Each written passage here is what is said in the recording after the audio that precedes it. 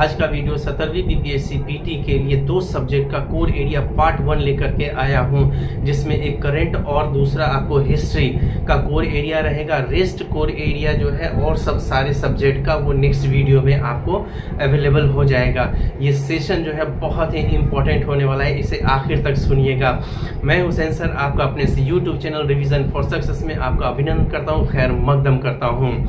आज जो ये वीडियो लेकर के आया हूँ वो कोर एरिया का मतलब होता है कि आपको वैसा एरिया जो कि बीपीएससी बार बार उस एरिया से क्वेश्चन पूछती है, और इस एरिया को आपको कवर करने से आपको कम समय में ज़्यादा से ज़्यादा आप कवर कर लीजिएगा और कई बार कवर कर लीजिएगा। और होता क्या है कि एग्ज़ाम के अंतिम समय में आपको कन्फ्यूज़न होता है, कई लोगों को कन्फ्यूज़न होता है कि क्या पढ़ना है, क्या छोड़ना है, किसको रिवीजन करें, किसको नहीं करें। उन सारे चीज़ों का सॉल्यूशन इस कोर एरिया में है, जो कि बहुत ही इम्पोर्टेंट होगा।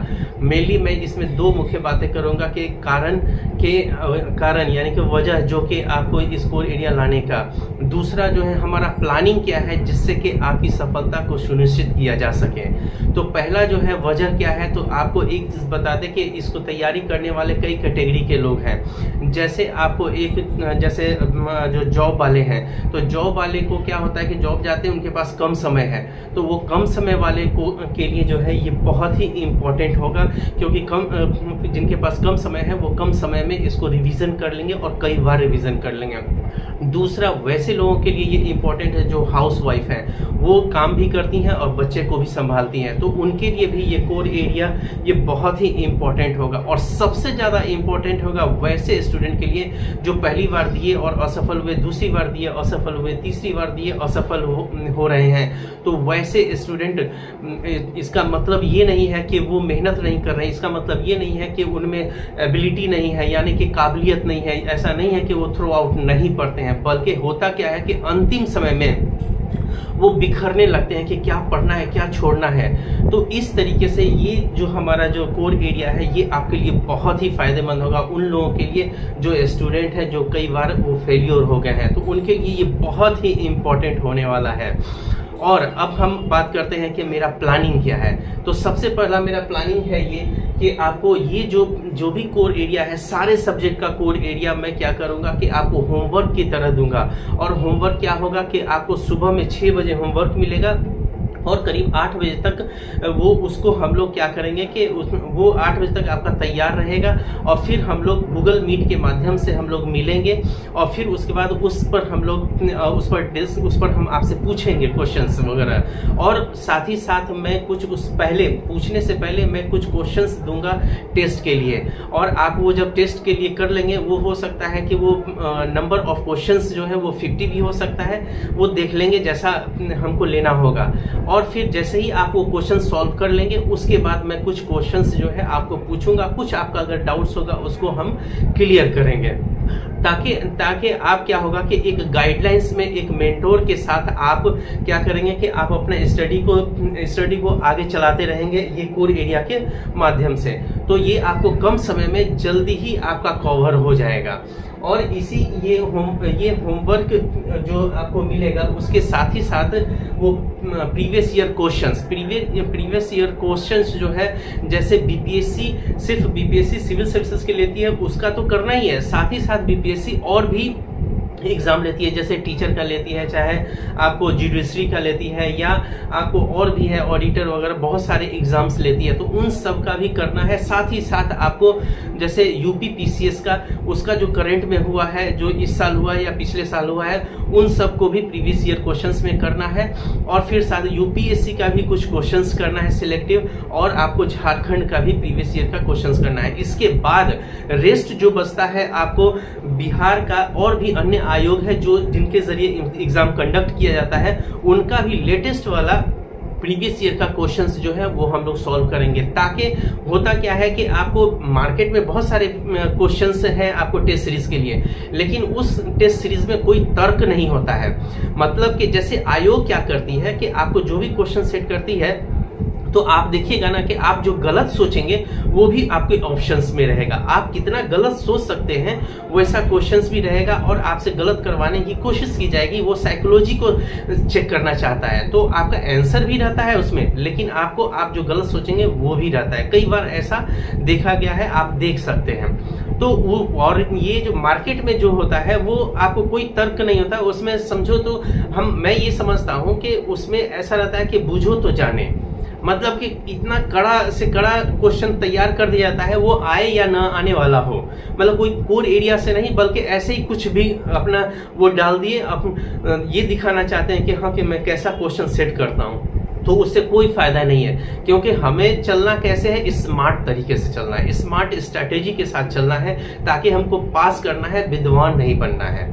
तो सबसे जरूरी जो चीज है ये आपको इससे हमारे प्रीवियस ईयर क्वेश्चंस का एक प्लानिंग के अंतर्गत है, और दूसरा टेस्ट सीरीज। टेस्ट सीरीज क्या है कि आपको वैसा ही टेस्ट सीरीज आपको देना होगा जैसे बीपीएससी 12 बजे से 2 बजे तक आपको जो लेती है। इससे क्या होगा कि आपके साइकोलॉजी आपका जैसे इन्वायरमेंट वैसे ही क्रिएट आपको रखना होगा। आपके टेबल पे कुछ नहीं रहेगा सिवाय आपको जो OMR शीट है उस तरीके से रख करके और क्वेश्चंस रख करके आपको वो सॉल्व करना होगा। इससे क्या होगा कि आपको जब एग्जाम के दौरान अब जाएंगे जो 12 बजे से 2 बजे के बीच में होता है, तो आप उस समय बहुत कंफर्टेबल, बहुत इजी महसूस करेंगे। और आप देखिएगा ये ऐसा होगा कि जैसे एकदम जा रहे हैं हम जॉली मूड में और एग्जाम दे करके आ रहे हैं। तो ये होगा वो वैसा तभी हो सकता है जब आप 12 बजे से 2 बजे तक आप ये करेंगे।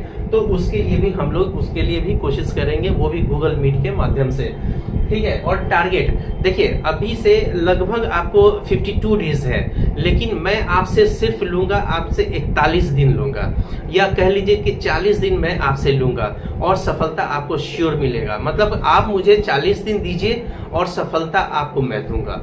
ये गारंटी है कि आपको सफल होइएगा, क्योंकि मैं आपको आपके ऊपर नहीं छोड़ूंगा, मैं अपने तरीके से उसको करवाता जाऊंगा जितना भी कोर एरिया है।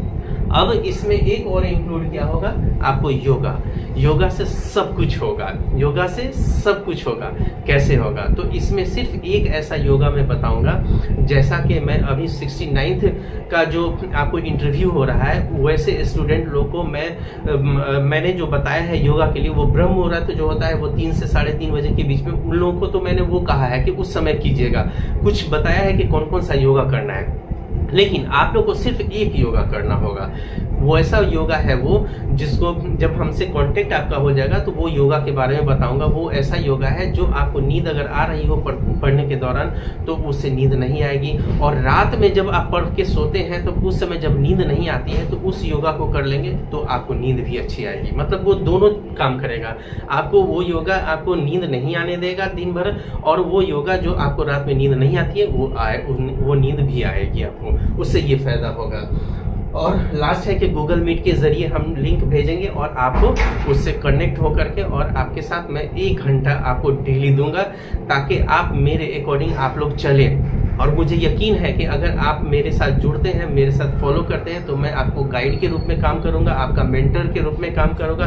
क्योंकि अंतिम समय जो होता है ना उसमें क्या होता है, स्टूडेंट्स बिखरते हैं, उनको समझ में नहीं आता है कि क्या करें, कैसे करें, कितना करें, कौन सा स्टार्ट करें, किससे हम करें, ये सब सारा कंफ्यूजन क्रिएट होने लगता है अंतिम समय में। इसीलिए उससे बचने के लिए आप हुसैन सर से ज़रूर जुड़िए, और आपको ये चीज़ आपको अपने आप कंफर्टेबल महसूस होगा। और मैंने ऐसे पहले भी किया हुआ है और वो लोग सफल भी हुए हैं। चलिए अब हम लोग आते हैं आपको जो हमने कोर एरिया जो करंट का रखा है और हिस्ट्री का, तो उस पर बातें कर लेते हैं।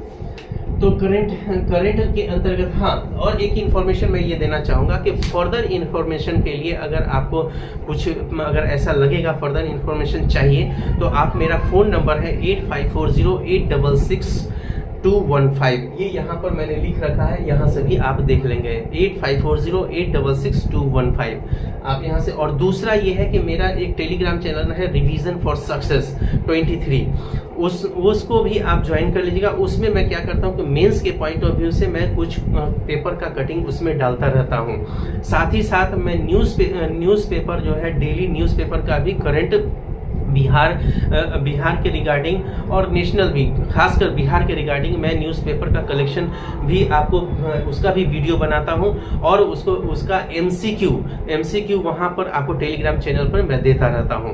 हालांकि ये काफ़ी दिनों से ये छूटा हुआ है, लेकिन इसको भी मैं कोर एरिया के तहत जो है स्टार्ट करूंगा मई से, तो उस पर भी हम लोग थोड़ा यहाँ पे चर्चा कर लेंगे।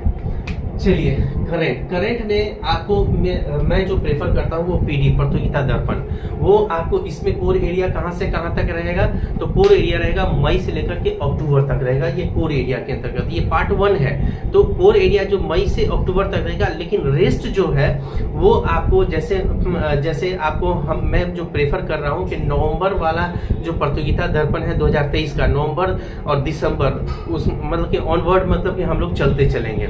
लेकिन कोर एरिया अभी पार्ट 1 में हम लोग चलेंगे मई से लेकर के अक्टूबर तक, और ये प्रतियोगिता दर्पण मैं बेस लेकर के चल रहा हूं। और आपको जो सोर्स से आपने पढ़ा है कोई दिक्कत नहीं है, आप उसे पढ़िए। मैं प्रेफर करता हूं प्रतियोगिता दर्पण या क्रॉनिकल या आपको दृष्टि का जो मंथली मैगजीन होता है, उसमें सारा चीज होलिस्टिक वे में दिया हुआ रहता है, ताकि आपको क्वेश्चन नहीं छूटेगा। मतलब कि 25 क्वेश्चन तक का मैं दावा करता हूं कि आपको प्रतियोगिता दर्पण से आएगा, और उसका सपोर्टिंग जो है आपको या स्पीडी ले लीजिएगा या एडिटोरियल ले लीजिएगा या उत्कर्ष का जो मंथली मैगजीन आता है, ये सबका आप ले सकते हैं, या ईयरली जो आता है, ईयरली स्पीडी का भी जो ईयरली आता है आप उसको ले लीजिएगा। ये सबका ईयरली आता है, आप उसको ले लीजिएगा। ये सपोर्टिंग एक्टर के रूप, मतलब 25 क्वेश्चन तक आपको ये प्रतियोगिता दर्पण क्रॉनिकल या दृष्टि तो दिलवाएगा ही, लेकिन उसके बाद आगे जो है प्लस करेगा, ये आपको स्पीडी रहेगा चाहे आपको एडिटोरियल रहेगा, क्योंकि कई इंफॉर्मेशन एक जगह रहता है, तो वो आपको वहां पे वो फायदा करेगा। तीसरा नंबर है न्यूज़पेपर का मैं कलेक्शन वीडियो बना करके आप लोग को दूंगा, और उसका जो एमसीक्यू है वो आपको मेरे रिवीजन फॉर सक्सेस 23 जो टेलीग्राम चैनल है उस पर मैं डाल देता हूं, ताकि आप सुन करके और फिर उसको आप सॉल्व कीजिए, तो आपको वहां से फायदा होगा। और न्यूज़पेपर को भी मैं मई से लेकर के ही वीडियो बनाऊंगा। मई में भी कुछ वीडियो बना हुआ है पार्ट 1 पार्ट 2 करके, और उसको मैं कंप्लीट करूंगा मई, जून, जुलाई, अगस्त, सितंबर और अक्टूबर तक मैं उसको कंप्लीट करूंगा, जो कि आपके लिए बहुत ही बेनिफिशियल होने वाला है। और अब आ जाते हैं हिस्ट्री में आपको एंशिएंट। देखिए, हिस्ट्री में अमूमन लोग जो है हर कोचिंग संस्थान में, और अभी बहुत लोग जो है क्रैश कोर्स के नाम से आप लोग को बुला रहे हैं। देखिए, मैं प्रेफर करता हूं कि आपको सेल्फ स्टडी करना है। आप कोचिंग जाते हैं, कोचिंग से आते हैं या टेस्ट सीरीज देने जाइएगा, फिर आइएगा, तो आपका इसमें समय बर्बाद होगा। और क्रैश कोर्स के नाम से लोग 250-300 रुपया में ऐसे करके करवा रहे हैं, वो आपका बेवकूफ़ी होगा वहां पर जाना, क्योंकि वो जो क्रैश कोर्स करवाएंगे वो उसमें आप जाएंगे, फिर उसके बाद आएंगे, उसमें टाइम लगेगा, फिर आपको उसके बाद थके रहेंगे, फिर सो जाएंगे। उससे अच्छा है कि सेल्फ स्टडी, अंतिम समय में सेल्फ स्टडी करना बहुत ज़रूरी है, और वो आपके लिए सबसे ज़्यादा आपके लिए फ़ायदेमंद है। तो आपको और क्या होता है कि कोचिंग संस्थान में आपको देखेंगे तो आपको क्या करेगा कि मॉडर्न से ज़्यादा आता है तो मॉडर्न को पढ़ा देगा, और फिर उसके बाद थोड़ा थोड़ा आपको एंशिएंट मिडाइवल से करवाएगा या तो नहीं करवाएगा। तो मेरा मानना है कि आपको जैसे नेगेटिव मार्किंग हो गया है, और आपको एलिमिनेट करना भी आना चाहिए, क्योंकि एलिमिनेट करके आप आंसर नहीं भी जानते हुए रहते हैं तो भी आप आंसर तक पहुंच जाते हैं। तो उसके लिए ज़रूरी है कि कोर एरिया को बहुत ठोस रूप से किया जाए और एक सीक्वेंस में किया जाए। तो पहले हम लोग एंशिएंट पे बात करेंगे, हमारा जो होमवर्क सीरीज जो चलेगा उसमें पहले एंशिएंट पे बात करेंगे। एंशिएंट में जो इम्पोर्टेंट टॉपिक है आप लोग इसका स्क्रीनशॉट ले लीजिए, ताकि आप लोग को इसका फायदा हो। ठीक है, जो हमसे नहीं जुड़ेंगे उनको भी ये फायदा होगा, जो जुड़ गए उनको बहुत ज्यादा फायदा होगा। तो आपको ये है, आपको सिंधु घाटी सभ्यता आपको सारा का सारा पढ़ना है, क्योंकि ये इंपॉर्टेंट है। हम अक्सर हमेशा क्वेश्चंस पूछे जाते हैं। महाजनपद काल, इससे भी क्वेश्चंस हमेशा पूछे जाते हैं। महाजनपद जो 16 महाजनपद है, इससे एकदम क्वेश्चंस रहते ही रहते हैं। बौद्ध, जैन, आजीवक संप्रदाय, ये 3 को हम लोग पढ़ेंगे, और फिर उसके बाद मगध का उत्कर्ष पढ़ेंगे, फिर उसके बाद मौर्य काल पढ़ेंगे। मगध का उत्कर्ष में हम लोग तीनों को पढ़ेंगे, यानी कि हर्यंक वंश, शिशुनाग वंश और नंद वंश, तीनों को हम लोग पढ़ेंगे। उसके बाद मौर्य काल को पढ़ेंगे, मौर्य काल में भी चंद्रगुप्त और अशोक का पढ़ेंगे, और फिर उसके बाद प्रशासन पढ़ेंगे, आर्थिक पढ़ेंगे और कला पढ़ेंगे, जहाँ से क्वेश्चन पूछे जाते हैं। और मौर्योत्तर काल में क्या है कि प्रशासन और व्यापार और कला, देखिए मूर्तल काल में ही आप जानते हैं कि गांधार शैली जो विकसित हुआ और फिर मथुरा कला शैली विकसित हुआ, तो ये आपको बहुत इंपॉर्टेंट है, उससे क्वेश्चंस जो है पूछे जा सकते हैं, पूछे जाते हैं। और गुप्त काल में समुद्रगुप्त, चंद्रगुप्त द्वितीय, विक्रमादित्य से पढ़ेंगे और आर्थिक, कला और संस्कृति पढ़ेंगे। समुद्रगुप्त और चंद्रगुप्त द्वितीय जो है ये बहुत इंपॉर्टेंट किरदार है, क्योंकि समुद्रगुप्त जो है इससे क्वेश्चंस पूछे गए हैं और पूछे जाते हैं। और फिर उसके बाद चंद्रगुप्त द्वितीय, विक्रमादित्य, जिसमें आपको जो है इसमें आया हुआ था फायान, तो वो बहुत ही इंपॉर्टेंट है, उससे क्वेश्चन पूछा जा चुका है, 69वीं में भी पूछा जा चुका है और आगे भी पूछने की संभावना रहेगी। और गुप्तोत्तर काल में हर्षवर्धन, आर्थिक दशा और धार्मिक, ये इंपॉर्टेंट टॉपिक है जो कि इसको भी हम लोग देखेंगे। और फिर पुस्तक, लेखक, व्यक्ति विशेष, राज्य राजधानी, संस्थापक। और देखिए इसमें क्या है कि पुस्तक हमेशा आपको ये जो है बुक से क्वेश्चंस पूछे ही जाते हैं, और व्यक्ति विशेष से, जैसे वराह मिहिर किससे संबंधित है या किस शासक के समय आया है, ये है, चाहे जीवक है या फिर उसका सुश्रुत है, इन लोगों के बारे में कि ये किससे जुड़े हुए हैं, ये किस विशेष, इनका क्या ये है, क्या करते थे, तो वो सब सारी चीज़ जो है बहुत इंपॉर्टेंट है, वो अक्सर आता रहता है। फिर राज्य और राजधानी, ये सब भी आपको करना है, इसको हम लोग पूरे अच्छे तरीके से हम लोग करेंगे, ठीक है। राज्य राजधानी से भी क्वेश्चंस पूछे जाते हैं, संस्थापक वगैरह से भी क्वेश्चन पूछे जाते हैं। मेडाइवल में जो है आपको वंश, राज्य राजधानी, संस्थापक, पुस्तक, लेखक है,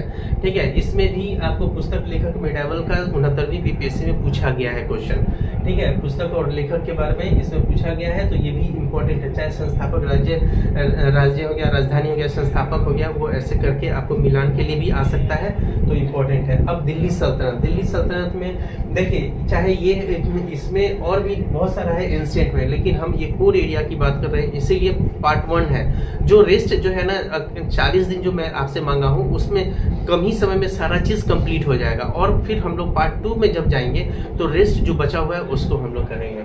अब यहाँ आते हैं दिल्ली सल्तनत में जो सबसे इंपॉर्टेंट किरदार है अलाउद्दीन खिलजी इंपॉर्टेंट है, मोहम्मद बिन तुगलक, एफएसटी, फिरोज शाह तुगलक, ये सब इंपॉर्टेंट है, इनसे क्वेश्चंस पूछे जाते हैं। आप ये बस सोचिएगा कि हाँ कि गुलाम वंश से जो कुतुबुद्दीन ऐबक है, चाहिए तो उसको भी करेंगे, बाद में करेंगे, सरसरी निगाह से उसको भी करेंगे, लेकिन पूरे इंडिया में सबसे इम्पोर्टेंट उसको कर रहे हैं हम लोग। फिर उसका दिल्ली सल्तनत का प्रशासन, अर्थव्यवस्था, कला और संस्कृति से क्वेश्चंस पूछे जाते हैं। मुगल में अकबर, जहांगीर, औरंगजेब, शेरशाह, इनको पढ़ना है, और साथ ही साथ प्रशासन, चित्रकारी, स्मारक और अर्थव्यवस्था पढ़ना है, जो कि इम्पोर्टेंट है। मराठा में शिवाजी का विस्तार और प्रशासन पढ़ना है, कि शिवाजी कैसे विस्तार कर रहे थे, कैसे उन्होंने पहला आक्रमण तोरण पे किया और उसे कब्जे में किया 1664 में, तो वो सब चीज़ों को फिर हम लोग जानेंगे, उससे भी ये करेंगे। फिर अब आ जाते हैं मॉडर्न में, तो बंगाल पर अंग्रेजों का अधिकार, ठीक है। बंगाल पे अंग्रेजों, ये मत सोचिएगा कंपनियों का आगमन जो हुआ है वो इम्पोर्टेंट, वो भी है, लेकिन उससे ज़्यादा इम्पोर्टेंट जो है आपको बंगाल पर अंग्रेजों का अधिकार, 1857 की क्रांति, फिर गवर्नर जो कि रॉबर्ट क्लाइव से लेकर के माउंट बेटन तक हम लोग करेंगे। फिर उसका स्वतंत्रता संघर्ष, इसको 3 पार्ट में डिवाइड है, कि एक उदारवादी चरण है, फिर उसका उग्रवादी चरण है, फिर एक गांधी युग है, तो वो हम लोग 3 पार्ट में करेंगे, जो कि एक ही में समाहित है, उसको हम लोग करेंगे ये होमवर्क सीरीज के माध्यम से। और पुस्तक, लेखक यहाँ भी मॉडर्न में भी पूछा जाता है।